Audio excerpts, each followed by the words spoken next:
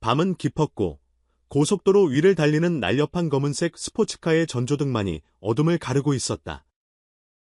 차 안에서는 클레어가 조수석에 앉아 한 손으로는 부른 배를 살짝 감싸고 다른 한 손으로는 의자의 팔걸이를 꽉 붙들고 있었다. 임신 8개월이 된 그녀는 몸이 무겁고 피곤했으며 긴 이동으로 온몸이 쑤셨다. 하지만 그것보다 더 불안한 느낌이 엄습했다. 운전을 하는 남편, 라이언 스털링은 부유하고 영향력 있는 사업가였다. 그러나 그는 지난 2시간 동안 거의 말을 하지 않았다. 날카로운 파란 눈으로는 도로만 주시했고 클레어가 자세를 조금만 바꿀 때마다 짜증 섞인 듯 운전대를 두드렸다. 참다 못한 클레어가 조심스럽게 목소리를 냈다. 라이언, 잠깐만 쉬었다 가면 안 될까? 화장실에 좀 다녀와야 할 것 같아. 라이언은 거칠게 숨을 내쉬고 운전대를 더욱 세게 잡았다. 조금만 더 참으면 안 돼. 거의 1시간을 참았어. 클레어가 최대한 차분하게 대답했다. 제발, 라이언. 그는 아무 대꾸도 하지 않고 갑자기 핸들을 돌려 고속도로 옆 작은 출구로 빠졌다. 오래된 듯 어슴푸레한 불빛이 비치는 작은 주유소였다. 클레어는 안도하며 숨을 내쉬었다. 금방 다녀올게. 그녀는 문손잡이를 잡으며 말했다. 하지만 라이언은 여전히 침묵을 지켰다. 그 무뚝뚝하고 굳은 턱, 알 수 없는 표정.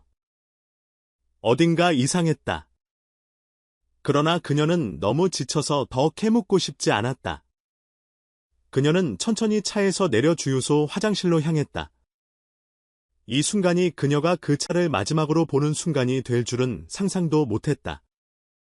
낡은 거울 앞에서 손을 씻으며 클레어는 작게 중얼거렸다. 조금만 더 버티자. 집에 가면 쉴 수 있어. 손을 닦고 밖으로 나서자. 이상한 느낌이 들었다. 차가 있던 자리가 텅 비어 있었던 것이다. 순간 심장이 쿵 내려앉았다. 주변을 둘러봤지만 라이언도, 차도 없었다. 라이언, 그녀는 불안감에 목이 메어 이름을 불렀다. 아무런 대답도 들리지 않았다. 떨리는 손으로 폰을 꺼내 그의 번호를 눌렀다. 1번, 2번 울리더니 이내 메시지가 왔다. 라이언에게서 온 짧은 문자. 우리 이제 끝이야. 몸조리 잘해. 클레어는 할 말을 잃고 휴대폰을 움켜쥐었다. 이해할 수 없었다. 그는 전화를 받지 않았다. 계속 시도해도 즉시 음성사서함으로 넘어갔다. 이럴 수는 없어. 진실이 머릿속을 때리자 시야가 흐려졌다. 그녀는 임신한 채로 외딴 곳에 버려졌다. 의도적으로. 그런데 갑자기 또 다른 문자가 도착했다. 이번에는 모르는 번호였다. 사진 한 장. 클레어의 피가 얼어붙는 듯했다. 사진 속에는 라이언이 해변의 고급 리조트에서 다른 여자와 샴페인을 들고 즐겁게 웃고 있었다. 바네사. 몇 달 전부터 의심스러웠던 바로 그 여자. 라이언이 그저 친구일 뿐이라며 대수롭지 않게 넘겼던 사람. 하지만 지금 그는 바네사와 함께 환하게 웃고 있었다. 그녀는 다리가 풀리고 세상이 빙글빙글 도는 느낌을 받았다. 주유소의 차가운 불빛 아래 혼자 선 채 클레어는 절망했다. 자신의 남편이자 뱃속 아이의 아버지가 그녀를 이곳에 버리고 갔다. 다시 돌아오지 않을 것이다. 차가운 공기가 살갗을 파고들었다. 클레어는 휴대폰을 꾹 쥐고 숨을 헐떡였다. 온몸이 떨렸다. 라이언은 완전히 사라져버렸다. 가진 것이라고는 옷 속에 든 약간의 동전뿐이었고 신분증이나 카드조차 없었다. 모두 라이언이 가지고 있었다. 주유소 직원은 이미 문을 닫았고 영업 종료라는 희미한 불빛이 비웃듯 깜빡이고 있었다. 고속도로를 둘러봐도 인적 없는 어둠뿐이었다. 그때 첫 빗방울이 그녀의 뺨에 떨어졌다. 곧 굵은 소나기가 쏟아지기 시작했다. 클레어는 코트를 여미고 주유소 앞을 벗어나 어딘가 도움을 청하려 했지만 몸이 너무 무거웠다. 피로와 배신감에 가라앉은 마음이 발목을 붙잡았다. 그러다 갑자기 예리한 통증이 배를 꿰뚫었다. 안 돼. 지금은 그녀는 주저앉듯 가로등 기둥을 붙들고 호흡을 가다듬으려 했지만 통증은 점점 심해졌다. 이른 수축이 시작된 것이다. 8개월 차에 아이가 나오면 위험할 수 있었다. 하지만 도움은 어디에도 없었다. 길 위엔 차 한 대 지나가지 않았고 그녀는 빗속에서 쓰러질 것만 같았다. 자칫하다간 아이까지 위험해질 상황이었다. 그때 멀리서 자동차의 헤드라이트가 번쩍였다. 클레어는 손을 들고 도움을 청하려 했지만 목에서 소리가 제대로 나오지 않았다. 차는 속도를 줄여 그녀 앞에 멈췄다. 엔진이 꺼지고 우산을 쓴 키 큰 남자가 급히 달려왔다. 괜찮으세요? 클레어는 빗물에 젖은 시야로 겨우 그를 올려다봤다. 아무 말도 못하고 다시 통증에 휩싸여 몸이 기우뚱했다. 남자는 그녀가 쓰러지기 직전에 부축했다. 걱정 마세요. 제가 있어요. 그 말이 마지막이었다. 의식이 가물가물해지며 클레어는 어둠 속으로 빠져들었다. 그리고 다음에 눈을 떴을 때 그녀는 휘황한 형광등 불빛이 번지는 병원에 누워 있었다. 세상이 흐릿했지만 눈을 억지로 뜨자 하얀 벽과 삑삑거리는 심장 모니터 소리가 귀에 들어왔다. 그리고 무엇보다 첫 생각은 배 속의 아기였다. 숨이 가쁘게 차오르며 몸을 일으키려 했으나 누군가 부드럽지만 단호하게 그녀를 눌러 침대로 돌려놓았다. 진정하세요. 안전해요. 눈이 조금씩 초점을 찾자 낯선 남자의 얼굴이 보였다. 키가 크고 약간 헝클어진 짙은 머리카락, 따뜻한 시선을 지닌 눈. 나이언이 아니었다. 전혀 다른 사람. 여긴 입술이 바짝 말라 거의 속삭이듯 말하자 남자가 담요를 정돈해주며 대답했다. 카운티 병원이에요. 과로와 스트레스 때문에 쓰러지셨습니다. 아기는 무사해요. 하지만 조금 더 안정을 취하셔야 해요. 클레어는 모든 것을 되짚으려 애썼다. 나이언, 주유소, 그 문자, 바네사, 그리고 혼란과 절망 속에서 쓰러진 자신. 그때 남자가 다시 말을 건넸다. 길에서 당신을 발견했어요. 거의 정신을 잃은 상태였죠. 그래서 빨리 병원으로 데려왔습니다. 그의 목소리는 조용했지만 여전히 근심 어린 기색이었다. 클레어는 그를 바라보며 겨우 입을 뗐다. 당신이 날 구해준 거군요. 남자는 희미하게 미소 지었다. 그렇게 됐네요. 클레어는 그를 가만히 쳐다봤다. 누구시죠? 다니엘 카터예요. 의사입니다. 퇴근길에 우연히 당신을 발견했어요. 의사, 그리고 자신을 구해준 사람. 잠시 침묵이 흘렀다. 다니엘이 의자를 뒤로 젖히며 말했다. 클레어 씨, 물어볼 게 있어요. 그녀의 시선이 그에게 향했다. 병원 측에서 당신 신원을 확인했는데요. 긴급 연락처가 하나도 없더군요. 가족이든 누구든 연락 가능한 분이 없어요. 남편은 어디 있습니까? 그 질문에 클레어의 얼굴이 창백해졌다. 머릿속에서 다시 나이언의 배신이 되살아났다. 거짓으로 둘러댈 수도 있었다. 하지만 앞에 있는 남자는 자신의 생명을 구해준 사람, 정직하고 따뜻해 보이는 사람이었다. 어쩔 수 없었다. 그녀는 입술을 떨며 말했다. 그가 날 버렸어요. 다니엘의 표정이 굳었다. 무슨 뜻이죠? 목소리는 낮았지만 분노가 서려 있었다. 클레어는 시선을 떨구고 어렵게 설명했다. 우린 차를 타고 가던 중이었어요.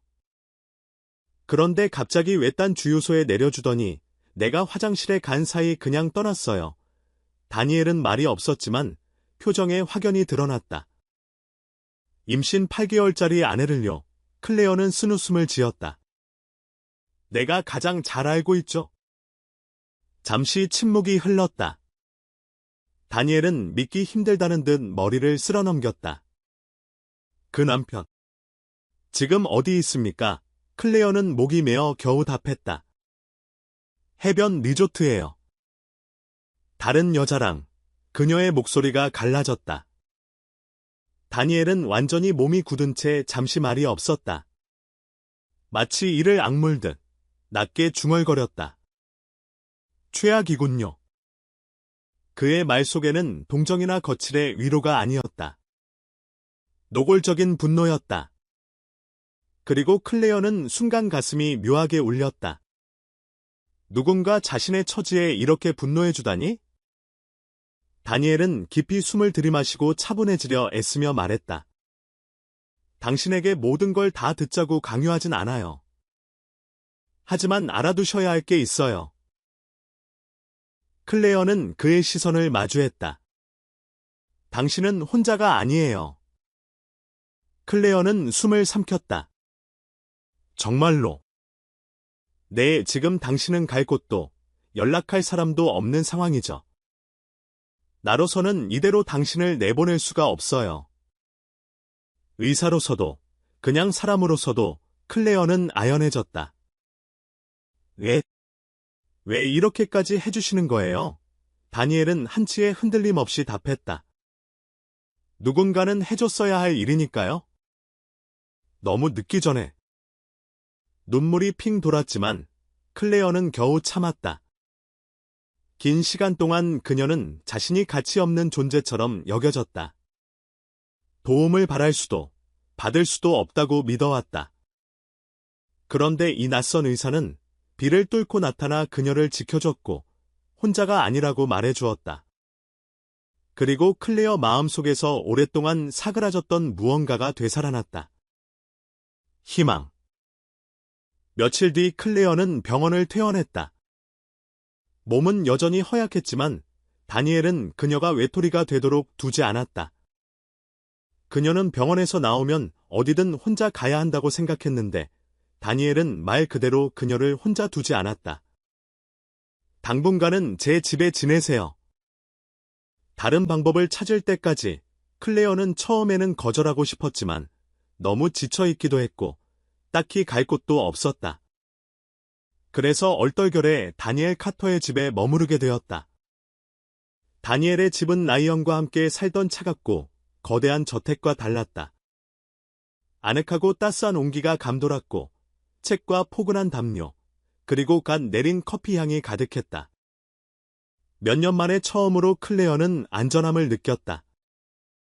다니엘은 게스트룸을 깔끔하게 준비해 주었다. 임신한 그녀가 편히 쉴 수 있도록 쿠션도 넉넉히 놓아주고 따뜻한 양말도 준비해놓고 출산 관련 책들도 쌓아두었다. 심심할 때 읽어보세요. 그는 농담처럼 말했지만 그 배려가 클레어에게는 큰 감동이었다. 다니엘은 매번 그녀를 산부인과 검진에 데려갔다. 이것저것 캐묻지 않았지만 늘 곁에서 안심시켜 주었다. 그러나 클레어는 아직 과거에서 벗어나지 못했다. 한밤중에 식은땀을 흘리며 깨어나곤 했다. 라이언이 남긴 상처, 버려졌던 기억, 그 모든 것이 악몽처럼 그를 엄습했다. 그녀는 배를 어루만지며 작은 목소리로 아이에게 속삭였다. 이젠 괜찮아. 우린 안전해. 그러면 조용한 집 안 어딘가에서 다니엘이 움직이는 기척이 느껴졌다. 그가 일부러 밤새 깨어 있는지 물어보진 않았고 그도 굳이 말하지 않았다. 하지만 클레어는 그의 온화한 존재에 의지했다. 어느 아침 클레어는 주방 테이블에 앉아 다니엘이 건넨 차를 바라보다가 마음속에 작은 결심이 피어오르는 걸 느꼈다. 이래야 할 것 같아. 메모를 읽고 있던 다니엘은 고개를 들었다. 이를요. 클레어는 단호히 고개를 끄덕였다. 가만히 앉아서 동정만 받고 싶지 않아요. 제 두 발로 서고 싶어요. 다니엘은 잠시 그녀를 지켜보다가 미소 지었다. 알겠어요. 같이 방법을 찾아봅시다. 그리하여 과거의 상처에 묶여있던 클레어 스털링은 새로운 미래를 개척하는 클레어가 되기 시작했다. 한편 해변 리조트에서는 파도가 모래사장을 부드럽게 때리고 황금빛 햇살이 고급스러운 휴양지를 화려하게 비추고 있었다. 나이언은 개인 카바나에 누워 칵테일을 즐기고 있었고 옆에는 바네사가 휴대폰을 만지작거리며 웃고 있었다. 역시 당신, 그 여자 없이 훨씬 나아요. 바네사는 나이언에게 몸을 기댔다. 나이언은 비웃듯 미소 지으며 대답했다. 당연하지. 클레어는 짐이었어. 재미도 없고 귀찮기만 했지. 그는 자유로웠다. 재산과 젊음, 그리고 바네사라는 여자가 눈앞에 있었으니까. 하지만 그가 모르는 사이 바깥 세상은 그의 행동으로 인해 시끄러웠다. 어느 날 인터넷에 누군가 올린 주유소 감시 카메라 영상 한 편. 화질은 좋지 않았지만 그 안에는 임신부인 클레어가 검은색 차에서 내리는 장면이 선명했다. 그리고 잠시 후 차가 그녀를 두고 질주해 떠나는 모습도 또렷했다. 시간 기록이 모든 걸 증명해 주었다. 나이언 스털링이 만삭 아내를 외딴 주유소에 버린 것이다. 영상은 순식간에 퍼졌고 대중은 분노했다. 임신한 아내를 쓰레기 버리듯 버리다니. 사람이 어떻게 그럴 수 있어? 스털링은 괴물이야. 그뿐 아니라 그의 바람 소식과 해변 리조트 사진이 줄줄이 공개되었다. 클레어가 버려진 사이 나이언은 애인과 호화 휴가를 즐겼다. 각종 해시태그가 온라인에서 급속도로 번졌다. 클레어에게 정의를, 스털링 회사 보이콧 등등. 사업에도 치명타가 닥쳤다. 투자자와 거래처가 하나둘 등을 돌렸다. 주가가 폭락하고 윤리조사도 들어갔다. 심지어 이사회까지 긴급 소집되면서 나이언의 해임을 논의하게 되었다. 단숨에 평판은 바닥에 떨어졌다. 존경받던 부자 사업가에서 배신자이자 패륜의 상징이 되어버렸다. 그리고 바네사. 그녀는 나이언의 돈과 권력 때문에 곁에 있었을 뿐 회사와 명예가 무너지고 주변 사람들이 모두 등을 돌리자 바네사는 태도를 바꿨다. 처음에 나이언은 곧 잠잠해질 거야 라며 큰 소리쳤지만 바네사는 차가웠다. 이미 다른 부유한 남자를 찾아 떠날 준비가 되어 있었다. 호텔에 남긴 쪽지 한 장. 당신 모든 걸 잃었네? 난 이제 떠날래. 즐겁게 지내. 그렇게 나이언 스털링은 모든 걸 잃었다. 그리고 그를 파멸시킨 건 따로 없었다. 스스로 자초한 일이었다. 그로부터 얼마 뒤, 어느 늦은 저녁. 클레어는 다니엘이 함께 골라준 아기 옷들을 정리하고 있었다. 출산 예정일이 다가오면서 배가 더욱 부른 상태였지만 마음은 예전보다 훨씬 가벼워졌다. 바로 그때 문을 두드리는 소리가 들렸다. 똑똑똑. 다니엘은 아직 병원에서 퇴근하지 않아 집에 없었다. 아무도 찾아올 사람이 없었기에 클레어는 초조함을 느꼈다. 문을 조심스럽게 열자 그곳에는 나이언이 서 있었다. 클레어는 믿기지 않는 눈으로 그를 쳐다봤다. 한동안 아무 말도 하지 못했다. 그 역시 예전의 화려한 모습과는 달랐다. 구겨진 양복, 덥수룩하게 자란 수염, 그리고 눈에는 초조함이 가득했다. 클레어, 그가 갈라진 목소리로 불렀다. 클레어는 대답하지 않았다. 문고리를 꽉 쥐고 당장 닫아버리고 싶었지만 나이언은 문 앞에서 간절히 서 있었다. 제발. 잠깐 이야기 좀 하자. 클레어는 차가운 목소리로 물었다. 왜? 나이언은 한숨을 내쉬며 헝클어진 머리카락을 쓸어 올렸다. 내가 큰 실수를 했어. 널 떠나서는 안 됐었는데 클레어의 손이 문틀을 더욱 꽉 쥐었다. 근데 떠났잖아. 내가 잘못 생각했어. 클레어. 어리석었고 이기적이었어. 왜 그런 짓을 했는지 나도. 클레어는 냉소를 지었다. 알지. 넌 날 약하다고 봤잖아. 라이언이 당혹스러운 표정으로 되물었다. 무슨 말이야? 클레어는 한 걸음 다가가 차갑게 말했다. 날 무시했지. 어디 갈 곳도 도울 사람도 없을 거라고. 결국 무너져서 내 발로 찾아올 거라고 생각했을 거야. 그리고 부드럽게 배 위에 손을 얹었다. 하지만 난 살아남았어. 라이언은 그녀의 배를 보고 뒤늦게서야 깨닫는 듯했다. 그녀가 전혀 자기를 필요로 하지 않는다는 사실을. 그는 애타게 변명했다. 나 모든 걸 잃었어. 바네사도 날 떠났고, 회사도, 평판도 다 없어졌어. 한 발 다가서며 애원하듯 손을 뻗었다. 가장 소중했던 건 너였는데 너무 늦게 깨달았어. 하지만 클레어는 뒤로 물러섰다. 이제 더는 슬프지 않았다.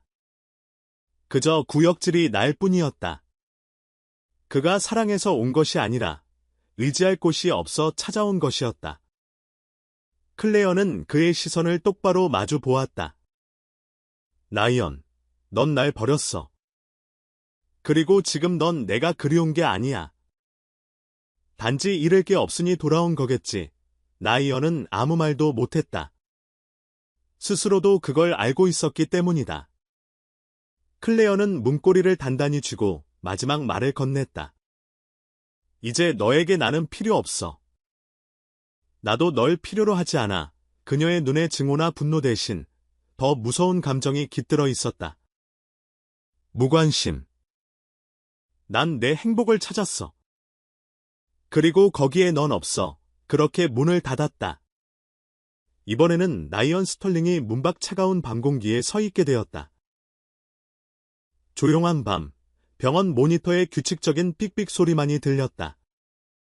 클레어는 출산을 막 끝낸 뒤 지치고 힘들었지만 품에 안은 아기를 보며 눈물을 글썽였다. 드디어 만났구나, 우리 아가. 아기는 작고 연약했지만 그녀에게는 세상 무엇과도 비교할 수 없는 존재였다. 그 곁에는 다니엘이 있었다. 출산 내내 그녀와 함께 있어 주었고 숨이 넘어갈 듯 힘겨워하는 순간마다 손을 잡아주며 괜찮다고, 할 수 있다고 격려해 주었다. 그리고 이제 아기가 태어난 뒤에도 그 자리를 지키고 있었다. 그가 조심스레 다가와 물었다. 몸은 좀 어때요? 클레어는 힘겹지만 따스하게 미소 지었다. 마치 이제야 진짜로 깨어난 기분이에요. 다니엘은 아기를 내려다보며 부드럽게 웃었다. 아이가 참 예뻐요. 엄마를 닮았네요. 클레어는 얼굴이 살짝 달아올랐지만 이번만큼은 시선을 피하지 않았다. 어느 순간 다니엘이 진지한 표정으로 입을 열었다. 클레어, 할 말이 있어요. 그녀의 심장이 두근거렸다. 다니엘은 침착한 어조를 유지하며 말했다. 당신은 내게 빚진 게 없어요. 난 그저 내가 하고 싶어서 도왔을 뿐이에요.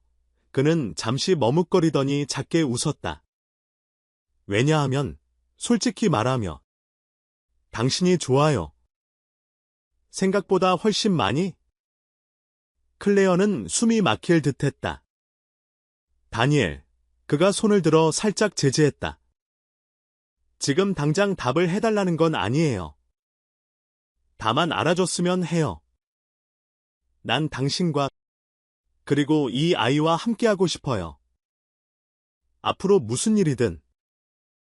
그의 말은 무거운 약속이나 강요가 아니었다. 그저 진심 어린 제안이었다. 클레어는 눈시울이 뜨거워지는 걸 느꼈다. 지금까지 자신은 언제나 타인의 선택에 끌려다니기만 했고 버림받는 존재라 여겨왔다. 그러나 이 사람은 스스로 함께하겠다고 말해준다. 그녀는 다니엘의 손을 조심스레 잡았다. 고마워요. 사실 나도 함께 있고 싶어요. 그러자 다니엘은 조용히 그녀의 손을 힘주어 감싸며 미소를 지었다. 그 순간 클레어는 깨달았다. 자신에게도 누군가를 믿고 사랑할 권리가 있음을. 그로부터 시간이 흘러 아기와 함께 집으로 돌아왔다. 살포시 아기를 안고 흔들 의자에 앉은 클레어, 그리고 곁에서 함께 아기를 바라보는 다니엘.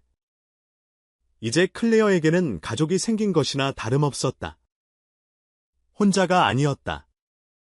그 사이 나이언은 모든 것을 잃고 추락한 뒤 재기를 시도했지만 쉽지 않았다. 한번 무너진 평판과 신뢰는 쉽게 회복되지 않았다. 사람들은 임신한 아내를 버린 남자와 함께 일하기를 꺼렸다. 과거에 그가 누렸던 돈과 명성은 물거품처럼 사라졌고 주변 사람들도 등을 돌렸다. 그리고 바네사는 이미 새 목표를 찾아 떠난 뒤였다. 결국 나이언은 고립된 채 후회만 되풀이하며 살아갔다. 클레어는 과거에 매달리지 않았다. 나이언이 어떻게 사는지는 관심도 없었다. 그녀에게 중요한 건 미래였다. 새로 시작한 작은 사업, 직접 디자인한 아기 옷을 만들어 온라인으로 판매하기 시작했다. 그리고 다니엘은 늘 묵묵히 곁에서 응원하고 도와주었다. 어느 저녁, 집 뒤뜰에서 노을을 바라보며 둘이 나란히 앉아있을 때 클레어가 다니엘에게 말했다. 고마워요. 다니엘. 그는 잔을 내려놓으며 웃었다. 이젠 그만 고마워해도 돼요. 클레어는 작게 고개를 저었다. 아니에요. 난 평생 그냥 버티기만 했어요. 그런데 이제 정말 살아있다고 느껴요. 다니엘은 그녀의 손을 가만히 잡았다. 그것만으로도 충분히 보람 있어요. 그녀는 더 이상 누군가의 아내나 버려진 여자가 아니었다. 한 아이의 엄마이자 스스로의 삶을 개척하는 당당한 사람이었다. 현관 앞에 서서 아기를 안은 클레어와 그 곁에 선 다니엘이 함께 도로를 바라봤다. 클레어의 표정에는 감사와 평온이 어렸다.